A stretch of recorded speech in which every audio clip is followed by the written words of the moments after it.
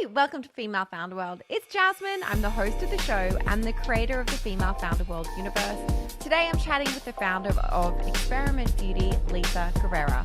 Let's get into the show.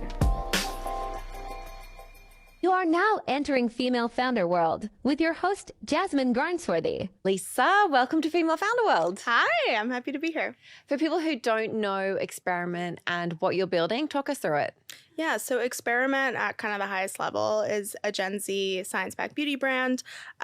We make hyper-effective, thoughtfully sustainable, and ridiculously fun skincare that basically is trying to reinvent Gen Z's medicine cabinet through that lens. So all of our products are clinically tested. We actually formulate them in our own lab in-house, which makes them really unique.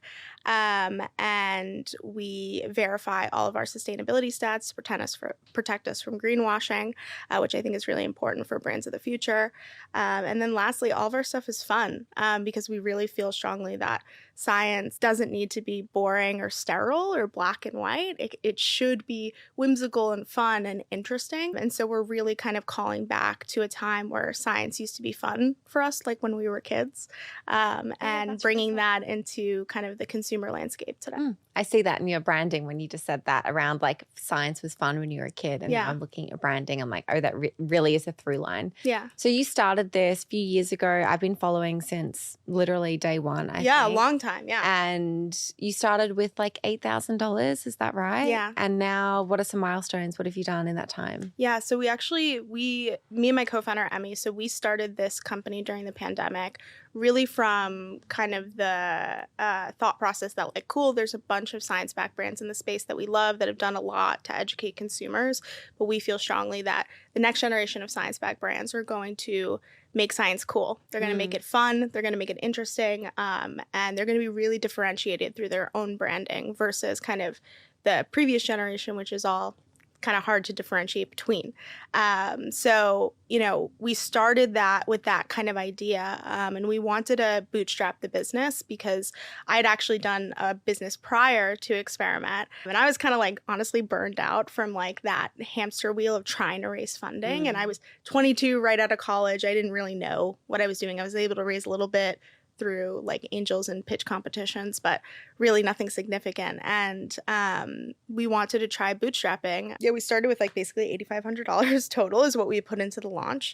And we just kind of pulled together our savings, honestly. And I didn't have much savings. I was actually working at Apostrophe as head of brand, which is a teledermatology brand.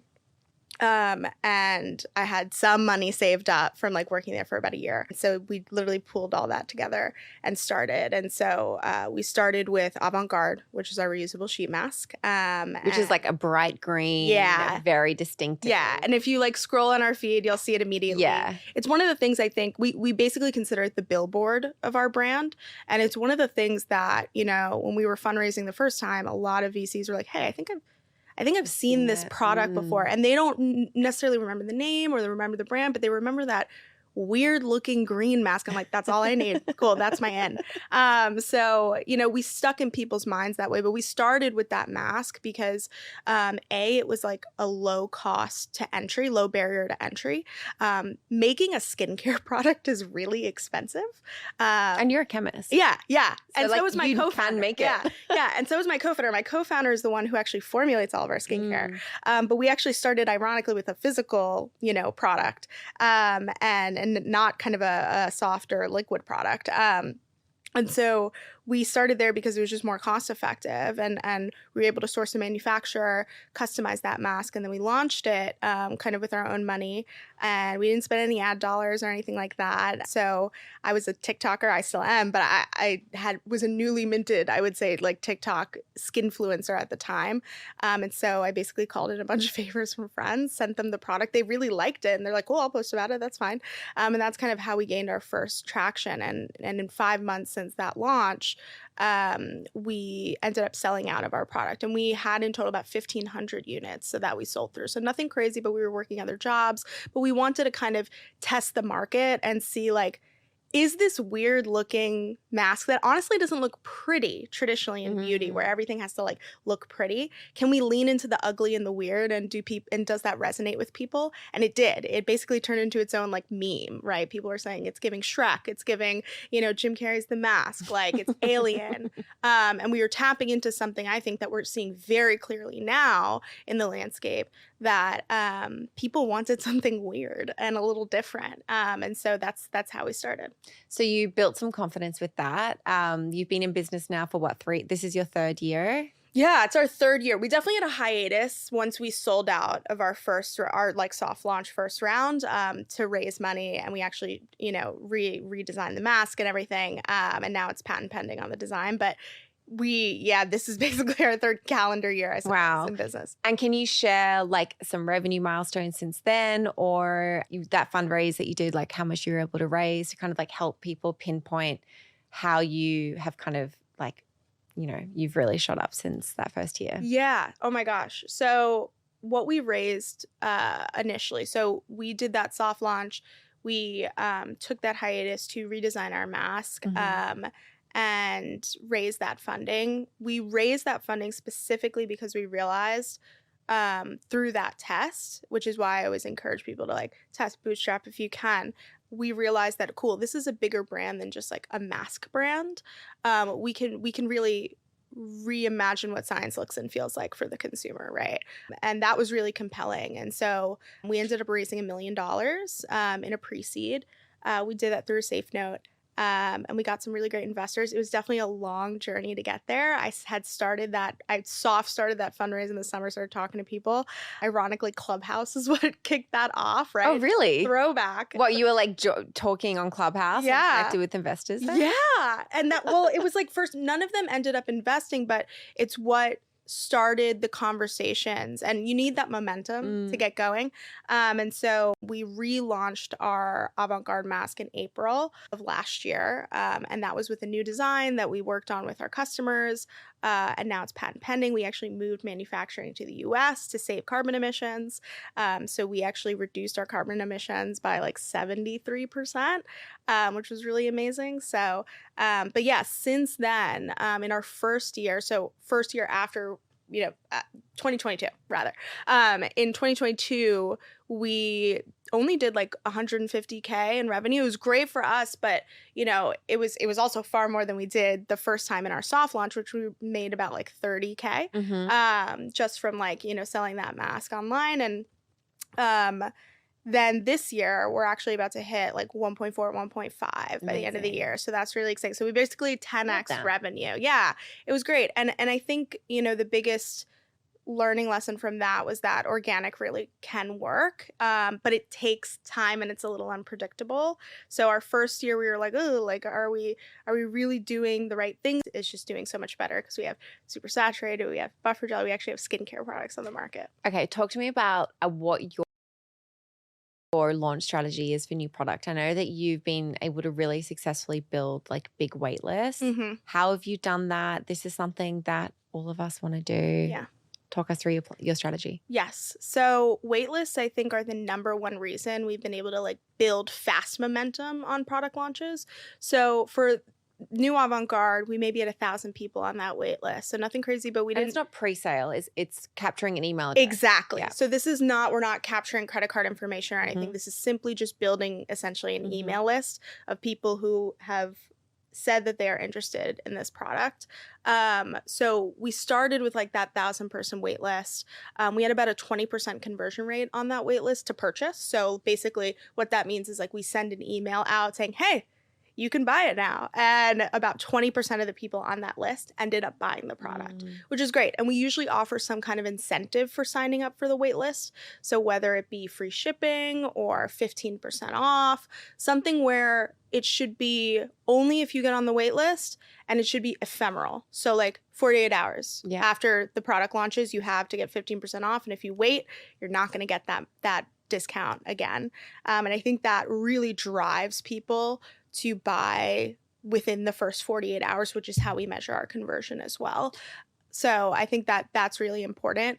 And then kind of the way we build up those wait lists, the next time we built a wait list was for super saturated. That was building. What's super saturated? Oh, right. So should explain that. But super saturated is our hero SKU. It's a 30% glycerin serum. I've seen it all over the Yeah, it's blue in this like pill-shaped bottle. It's got this gooey snail mucin-like texture, and it has one of the highest percentages of glycerin in a serum on the market.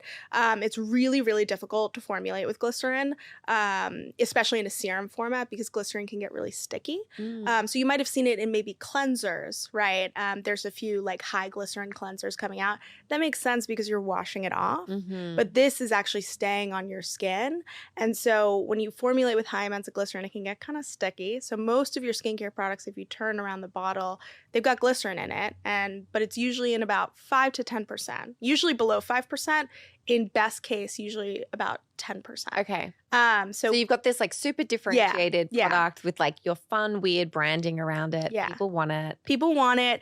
They actually don't even know what it is when we're building this wait list. I think that was part of the mystery. It depends. I think it depends on the kind of brand you have, but I didn't want to say anything until we launched because I knew that this was going to be a really, really interesting product. The second we said 30% glycerin to influencers, for example, they lit up, right? So I wanted to kind of keep the element of surprise because I think that would drive more purchases when they just hear 30% glycerin. They're like, okay, I have to have that. So you kind of have to understand your product to figure out if you should announce it before as you're building the wait list or not.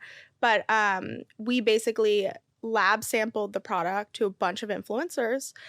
They would post about it on their stories, right? So influencers were allowed to make videos about the lab samples, just not say what the main, kind of sell was. They were only really saying basically, this is the best serum I've ever tried. How did you get them to do that? Make a great product. That is number one. Even a lot of them are my friends, but like it would still be hard to get them to post if they didn't feel strongly about the product. And we also lab sampled early and often. So as early as 6 months before the launch happened. So once you had your formula set and you're like then working on packaging and like all of that. The key for formulating in-house is that you have more flexibility than when you're working with an R&D house. So when we were basically done with the formula, there were small tweaks maybe we could make, but basically formula was done. We packaged it up to 10 influencers who we really trusted, who we knew would like it. We pre-vetted just based on what we know about them. So I picked people specifically, not because I talked to them beforehand, but because I'm like, she would love this. I know she would love this. And it takes knowledge about the people you're working with. You have to pay attention as a founder to know who's going to like what.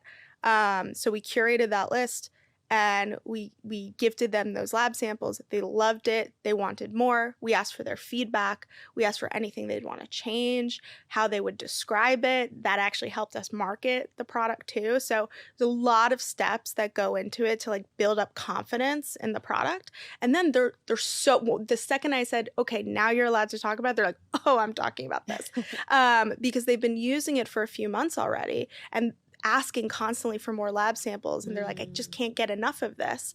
And so it's a really strong endorsement, and that is actually what helped build the wait list. So the call to action for them, and again, we didn't pay for any of this, the call to action for them, I just let them know, just tell people to get on the wait list. That's all we care about. Just get on the wait list, get on the wait list. And so, that's really how we built it, is through TikTok, through word of mouth, social media. And what we did is we set up a landing page on our website and basically had like this mystery component, right? That was the pill shape of experiments component. And gave almost like a poetic description of what it is without revealing any of the information. It's like this mysterious blue goo is going to keep you high. It's like using intriguing words and stuff they haven't heard a beauty product described as before. We leaned into the gooiness and the stickiness, quote unquote, the weird texture of the product to get people interested.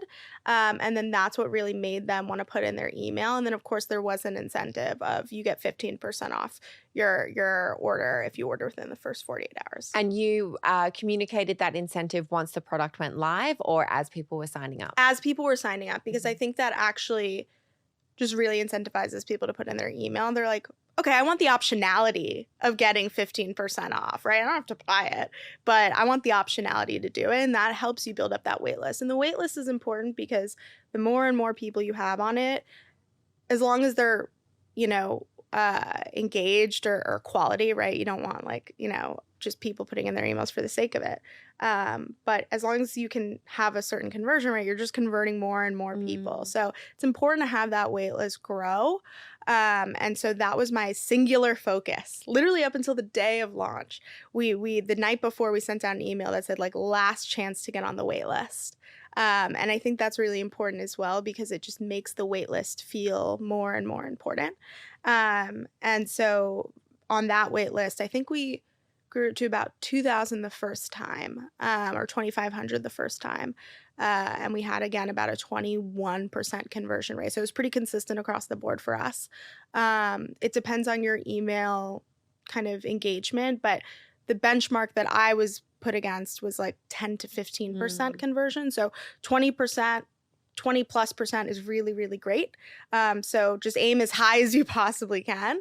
And so that's kind of how we build up the first wait list. And then, this is basically famous at this point, but Super Saturated was sold out for about 3 months from March to middle of June. It was one of the hardest times of our business. I would say the second hardest time of our business after, when we first launched. Obviously it's hard to do that, but it was hard to keep momentum. But the only thing that really kept momentum is that wait list. So when it's sold out, the product page turns into a wait list. So the add to cart button becomes an add, join wait list button. They get the incentive of 15% off when it comes back in stock. And we knew it was going to be out of stock for a while. We didn't plan for it. We just had a big influencer talk about us, and it nearly wiped all of our inventory. Oh, wow. Yeah, it was wonderful, but definitely stressful. And so for that wait list, we did something very similar, which was instead of lab samples, we made sure to keep a very important 50 units of Super Saturated left. And we really didn't have much. And the reason we were sold out was supply chain. There was just our packaging was taking a very long time to come. So we would make lab samples if we could for influencers. We wanted to make sure to keep the influencers stocked, our most loyal influencers. And we kept them stocked as much as possible. And they even knew, we were okay, we can't send it to you right now, but we can send it to you in a little bit. There was this mindset of shortage, where you don't want to do this too often, but it really worked in this case where we created this kind of shortage effect, where it was a product that was hard to get your hands on. And so through that, by keeping influencer stock, they were still able to talk about it. Towards the end, it was they're I'm running out, and they would make videos where they're oh my God, I'm running out. Yeah. And people would be well, do you know when it's coming back in stock? And I would keep them posted about, where we were. And honestly, we didn't always know when it was coming back. The date, got pushed by 2 weeks and so they'd be I don't know, but I talked to the brand and they said maybe next month or in a week. And so we just kept that wait list as the CTA constantly. And that's how we built it up to 10,000 people. Wow. So again, social media was really the way and time, right? You don't want to do this last minute. You want to build those wait lists for as long as you possibly can. That's incredible. And then how did the conversion go? Yeah. So that one was 24%, which was really, really great. I mean, I think it's higher, honestly, because I'm really basing that off of kind of Klaviyo. But there's definitely, so much more happening there. And then the other strategy we used when we restocked, which I also think is something really powerful for launches as well, but specifically restocked because we knew that Super Saturated was super popular. The second any influencer made a video about it restocking, people would go and buy it, right? So they were the people that were like spreading the word that it was back. So there are plenty of people who don't sign up for Waitlist, right? But they want to know when it's back. So, you know, you want to use your network of people as your kind of amplifier. And so what we did was we actually do commission through ShopMy, which is kind of a platform that's great for beauty brands. You want to get your brand on ShopMy. Lots of skincare and beauty influencers put products on their shelf and they get an affiliate Amazing. I've never heard yeah. No, ShopMy's, I would say for beauty, it's the best. Maybe not as much for fashion or things like that. But beauty specifically, if you are a beauty brand, I highly recommend ShopMy. I think there's just so many great creators on there. And we'll put a link in the show notes, everyone. Yeah, and it's very easy to set up commission. I think one of the issues that a lot of founders face, and even a lot of influencers, like so many platforms to get commission off of. There's nothing centralized. ShopMy, we actually do all of our commission through that platform. And so all of our, I would say like 85% of our creators are on there. So we use that platform and we basically increase their commission during that restock period. Smart. Yeah. So we increased it from 15, which is our standard, to 20% commission. And that actually drove a lot of videos talking about that it's back. And they also got rewarded for making that content. I had our top influencer, who's also a friend of mine. She messaged me and she was like, she opened her ShopMy account and she had made so much money off of that restock that she was like, is this a mistake? And I'm like, no, you really did make that much money. So it's possible to really reward your creators just for making one or two videos through that commission model. You just have to do it in kind of the authentic, right And then way. those people are going to be supporting you forever. They want to know the announcement. Next time you have the relaunch, they want to be the one that's like hyping that up because it is leading to real money for them. Exactly. I think when they see that talking about your brand actually rewards them too, huge. You want to use that specifically, but when you use it at the right time and it hits, you can really create a lot of loyalty. You're someone I think who has really, I don't know, you think like really deeply about marketing and brand, and you were kind of early, I think, on this Gen Z aesthetic that we're seeing like a lot more of now. I'm really curious about what your thoughts are about this kind of style of branding becoming more dominant, whether we're going to have like another swing towards more minimalist. Like, how do you think about your brand and how it sits within this aesthetic and like the shifting kind of consumer behavior around that? The consumer soup. The consumer soup. The soup. Yeah, no, I think it's it's an interesting point that you bring up, like, are we going to swing back to minimalism? We were very early. So for context, we had started in October, like we officially incorporated in October 2020, but we'd been working on the branding for obviously before that. It was like you and Youthforia. Yeah. They actually launched, I think, right before we did. Yeah. So we were probably thinking in the same exact vein of like, this kind of brighter, poppier, that green, right? The Gen Z green, as people are calling it now. But yeah, we were very early to that. I mean, our hero flagship product is that color. And the reason we went with it, though, I think is a lot, I'd say different than what I see most Gen Z brands doing right now. And I think that's what allows experiment. We've gotten questions before of like, do you guys feel like your brand is gonna, become out of trend, right? And we actually started Experiment specifically because we were learning lessons from brands of the past. Like Glossier is an amazing brand, and I think one of the things that we've learned though from their trajectory is branding and how too high and too strict brand walls actually restrict your ability to grow with a generation, right? or be able to stay fluid in a Things market. are moving too quickly now, I think, to be like super rigid about it. Exactly. So it's kind of in the name, right? We stay fluid, we experiment with our branding. But we were very early and we chose that green, not because it was Gen Z green to us. It definitely felt that way, but it's because it was the opposite of millennial pink. And it actually spoke a lot to the science of the brand. So when I think, that really green, we call it acid lime. And so it's kind of got this almost toxic waste energy to it. And for us, we were trying to rebrand science and especially chemistry into something that didn't feel toxic or scary, right? When we think chemicals, most people think negatively, right?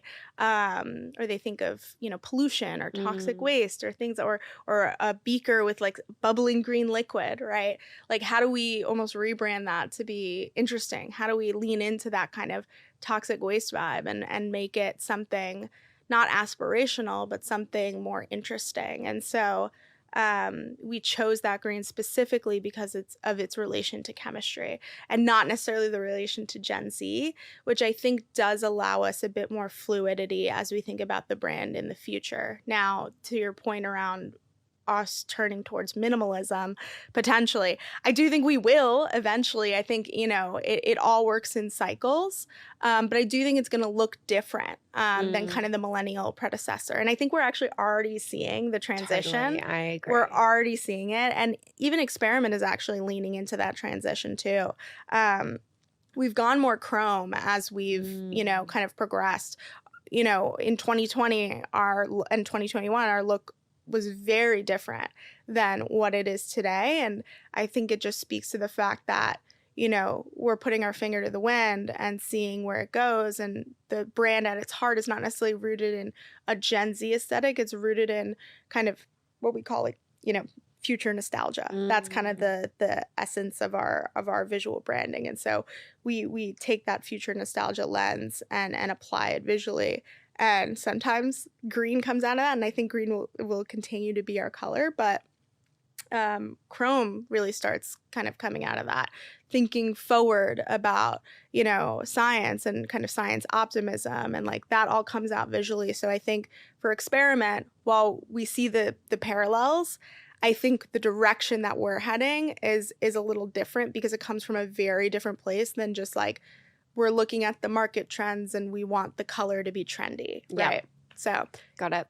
I want to talk about team for a minute here. Who's building this with you, and are there any agencies, contractors, freelancers that you want to shout out and who you think are awesome? Yeah. Okay. So team right now is really lean, and I think we're tired, but it's a good thing. So it's myself and my co-founder primarily. The way we kind of split the business is I'm marketing, fundraising, kind of those things, more front-facing things, and she formulates all of our I work with, and then on the ops side we do have like an ops team that we work with. Hey CPG is their name. They're great. Happy to. They're like an agency. Yeah. So they work specifically with beauty brands, and so they are kind of your outsourced ops team. So they actually helped us move fulfillment centers when we outgrew ours.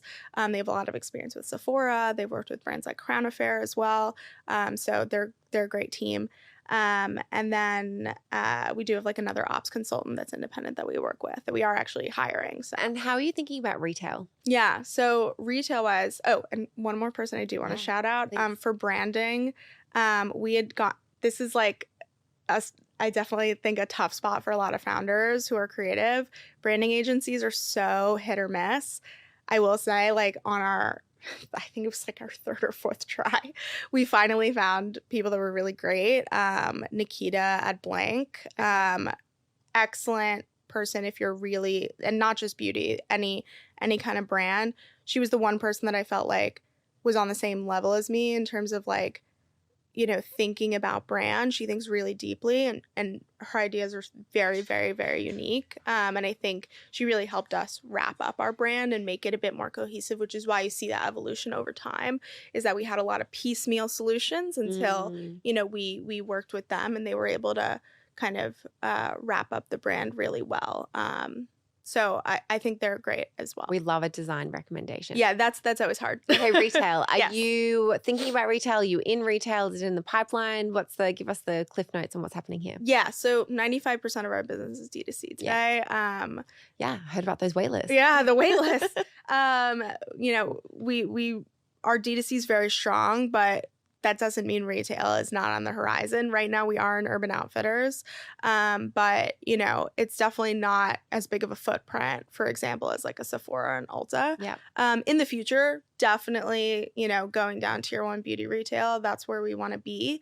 But we're thinking more 2025. I think we still have a lot more brand building to do. And I think the key is your product assortment needs to be right. And we're still working that out. So, we have a few products launching next year that I think will get us to that point.